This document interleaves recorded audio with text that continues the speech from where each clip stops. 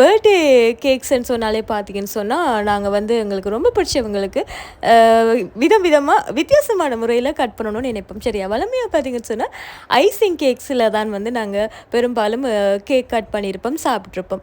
Brownies lovers இருப்பாங்க. ப்ரௌனிஸ்ன்னு சொன்னால் கொஞ்சம் ஸ்பெஷலாக இருக்கும். அப்போ கொஞ்சம் டிஃப்ரெண்ட்டாக புதுசாக பர்த்டே கேக்கில் வந்து நம்மளுக்கு பிடிச்சவங்களுக்கு கிஃப்ட் பண்ணுவோமே. அப்போ நீங்கள் என்ன செய்யணும் அப்படின்னு சொன்னால், மேலே இருக்கிற வாட்ஸ்அப் நம்பருக்கு உங்களுக்கு உரிய நேரத்தில் கேக்ஸ், அதாவது ப்ரௌனிஸ் கேக் வேணும் அப்படின்னு சொன்னால் எனக்கு வந்து கால் பண்ணுங்கள். அது மட்டும் இல்லாமல் பர்த்டே ப்ரௌனிஸ் பார்த்தீங்கன்னு சொன்னால் தூர இடங்களுக்கு டெலிவரி பண்ண முடியாது.